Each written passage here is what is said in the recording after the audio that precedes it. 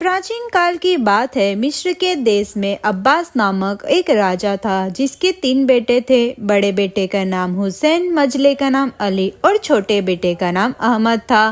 तीनों बेटे बुद्धिमान और समझदार थे। बादशाह अब्बास का एक वजीर था। उसकी एक बेटी थी जिसका नाम नूर निहार था। नूर निहार अपने नाम की तरह ही रूप में भी अनोखी थी। जवानी में कदम रखते ही उसने बादशाह के तीनों राजकुमारों का दिल जीत लिया था। नूर निहार एक थी और तीनों शहजादे उससे शादी करने के लिए मौजूद थे। इसलिए एक दिन बादशाह ने तीनों राजकुमारों को बुलाया और कहा, नूर निहार, तुम तीनों से शादी नहीं कर सकती। तुम में से किसी 2 को अपना मन बदलना पड़ेगा। तीनों राजकुमार अपना मन बदलने को तैयार नहीं थे।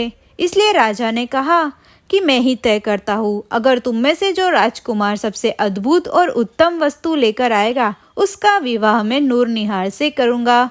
इसके लिए मैं तुम्हें 12 महीनों का समय देता हूँ और खर्च करने के लिए 1 लाख स्वर्ण मुद्राएं भी देता हूँ। तीनों राजकुमारों ने शर्त मान ली। अगली सुबह होते ही तीनों राजकुमार निकल पड़ते हैं यात्रा पर।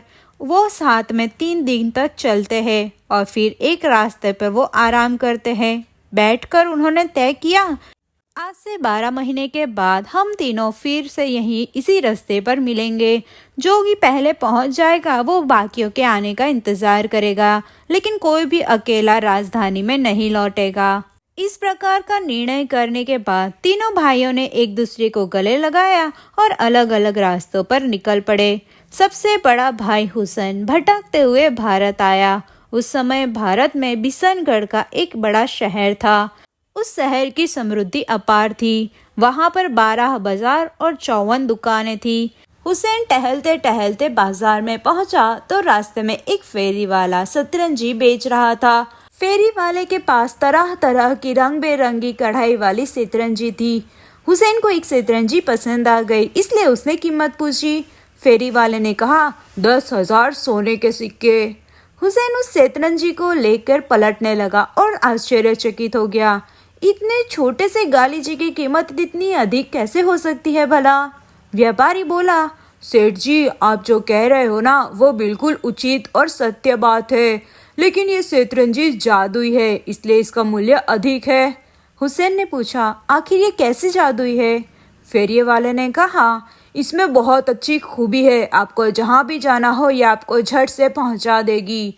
हुसैन ने आश्चर्यचकित होकर बोला, अरे आप क्या कह रहे हो? आखिर कैसा चमत्कार? मुझे भी दिखाओ इसका चमत्कार। व्यापारी बोला, हाँ हाँ, अभी चमत्कार देखो, आप इसके ऊपर बैठ जाओ और कहो आपको कहाँ पर जाना है। हुसैन ने कहा, अभी तो मुझे गेस्ट हाउस जाना है। शतरंजी तुरंत ही हवा में उड़ गई और पानी में जैसे नाव चलती है ना, ऐसे सर करके हवा में उड़ गई। थोड़ी ही देर में वो शतरंजी उसे गेस्ट हाउस के दरवाजे तक ले जाती है।